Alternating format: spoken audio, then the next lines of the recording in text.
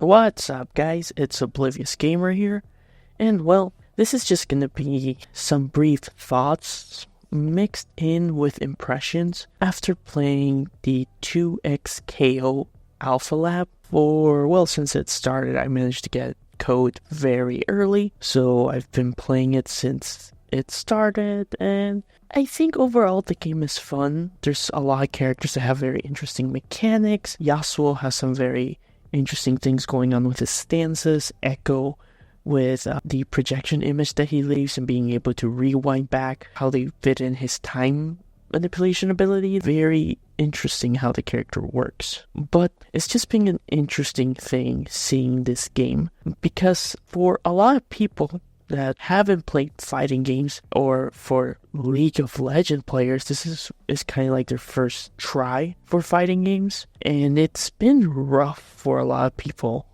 I mean, with time, a lot of people have become a bit better. They've been able to acclimate to the game, but when the alpha just started, the amount of people that were like, I'm quitting, I'm not gonna play, oh, this is not fun, this sucks. And I think there was like a big player who was like, I've went 25 losses in a row.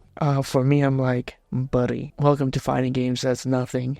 I've gone higher. But that's not the point. The point is just what people were expecting and what they ended up getting. Obviously, the expectation was, it's gonna be, or the goal is to make the game easier for non-fighting game players, but they really here made a very complex fighting game. Like, there's a lot of technicality for some of the stuff, even for the layout of controls that they chose by opting to not use motion inputs, so they instead have two buttons. There's been complaints about that too, because you're adding an extra button where, like, well, if you just do motion inputs, you don't need too many buttons. But anyhow, so a lot of people were expecting like, it's not gonna be that hard to get into, but for people who aren't used to fighting games, it was hard. I think the biggest thing with games that want to quote-unquote simplify or try to make things easier is they're never going to be able to, because fighting games is just more than motion inputs and combos. There's a lot of stuff that translates from fighting game to fighting game. Fundamentals. There's the aspect of the mental toll when you're fighting, being able to improv on the fly, being able to respond, being able to not fall under pressure, defense, offense. So there's still a lot that is not just that. And you can technically, of course, fighting games are very different. Each one are their own, but there's still some aspects that you can use on every fighting game. And I think that's one of the situations that we were getting. People who have been used to playing fighting games were able to pick up on things, being able to play better, being able to perform better, and just watching people who really haven't played a lot of fighting games. I've had a situation, like one of my matches, the guy clearly knew like a very big Yasuo combo. Like if he did the combo, he took like half of my health. But a lot of the matches I was winning because I just was fundamentally better because of just me playing other fighting games, knowing when to block, knowing when to go on the offense, playing carefully. It's just one example, but they really ended up making something not that easy for people. This is a game, for the alpha, people are finding touch of death, long combos. Like if you're not careful, you can get into like a 40-50 hit combo. It's insane. So I think overall the game is fun, but here's where I think my criticisms will start. I think the alpha lab sucked. Now, obviously, this is an alpha. It's incomplete. There's a lot of stuff here that, like, it's not going to be part of the final game. They're testing out, they're trying stuff, they're trying to get feedback from people, and they've actually talked about the feedback that they have been getting. So I think the alpha just didn't have a good onboarding.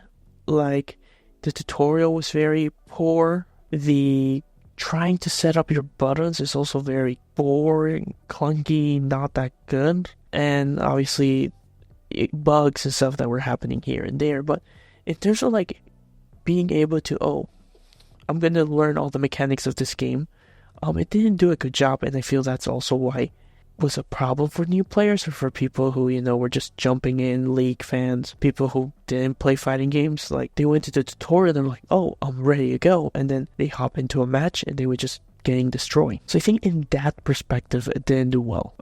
I think there's obviously touch of death. Because like a lot of stuff that I'm saying, they've kind of addressed. They said, for example, that the game will have touch of death, but they wanted it to be like not as easy as it is now.